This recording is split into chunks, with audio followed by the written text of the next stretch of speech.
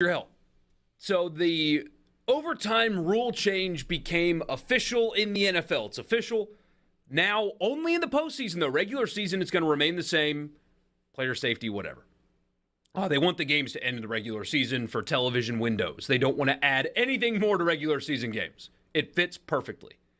But in the postseason, the new overtime rule guarantees both teams touch the football.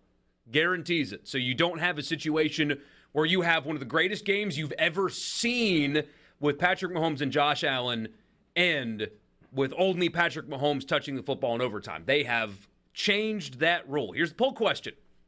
You are the commissioner or whatever of college football, and you have total autonomy. You get to make a change, and it's official.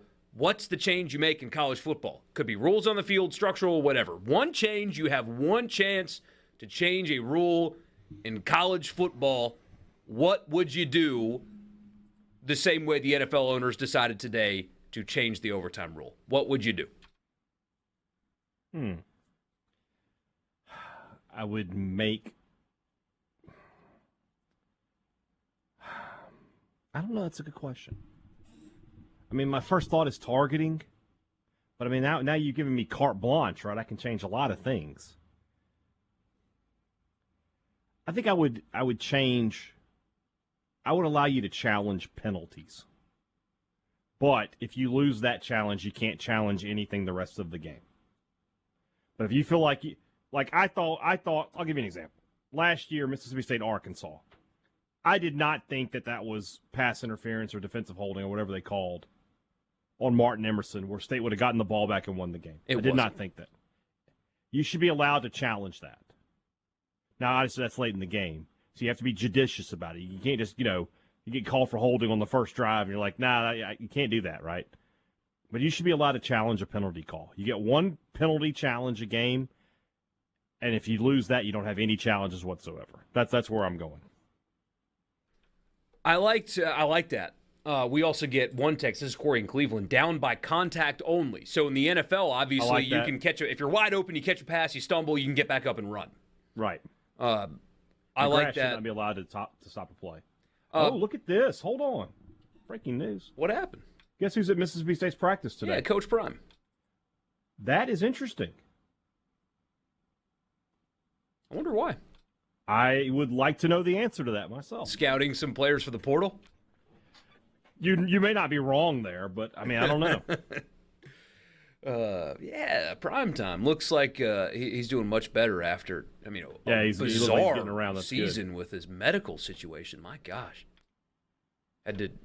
Lost some of his toes, right? Yeah, that's what it said. But almost lost his foot. Almost lost the whole thing.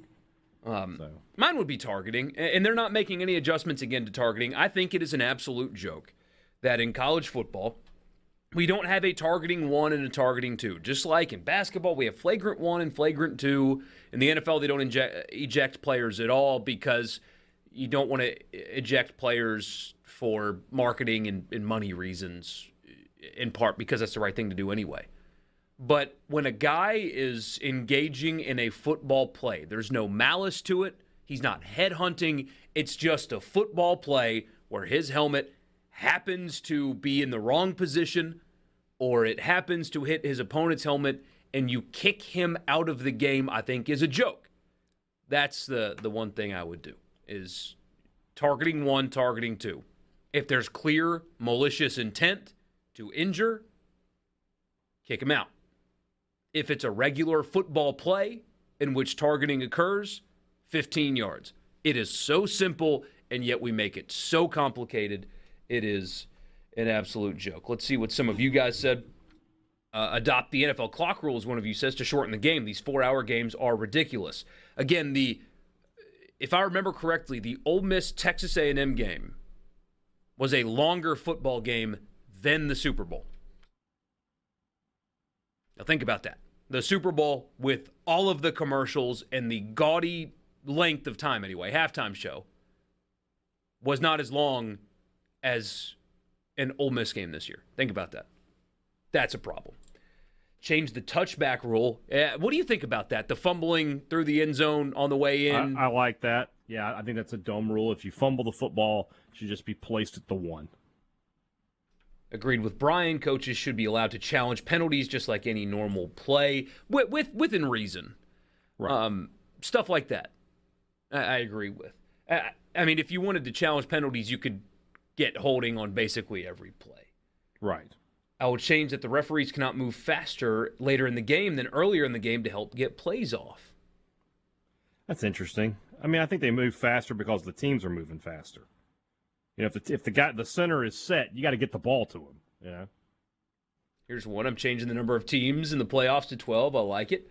Zach in Oxford says soccer has yellow card and red card. Simple. Exactly. Every other sport has this precedent. Hockey, I mean, you have to miss time, but hockey's got a 2-minute minor and a 5-minute major. Mm-hmm. The penalty alters based on intent. If you slash a guy, it's 2 minutes. If you punch a guy in the face, it's 5. I love hockey because it's the only sport where you can punch a guy in the face and only sit out for 5 minutes and go right back into the game. But every other sport has it. Basketball, I guess baseball doesn't, but I mean, it doesn't necessarily apply. Yeah. Surprised nobody's mentioned injuries yet. The faking of injuries. After this past year. One Kiffin, Lane is going to continue to take advantage until they stop him. As he should. As he should. Lucas and Union says officials get graded during conference games like they are doing to umpire crews in college baseball. Well, their grades, hopefully, were mostly D's and F's this weekend. Rough weekend for officials, but it just is. I know it's a hard job. It's a very hard job. I understand that. I truly do. There were some games over the weekend where the players are guessing at the zone. And these are high-level baseball players. They know what strikes and balls are. And you especially see it when the catcher's up to bat. I mean, who's got a better eye at a strike zone than the catcher? And when they look confused at the plate, you've got a problem. Yeah. You've got a problem. If still tied, then some form of sudden death. Oh, that's Tim in Batesville. Sorry, I only read half your message, Tim. Easy decision on overtime. Keep playing for 15 more minutes. No timeout, no extra times added. Game clock goes off, but treat it like extra time in soccer. We've got one here on the text line from Jay Wells. Replay cannot take longer than 1 minute. You can't see enough to overturn by then. It's inconclusive. Also, what the ref is looking at should be shown on the video board. I can't disagree with any of that. Love that. I've got kind of a Max Kellerman take on instant replay.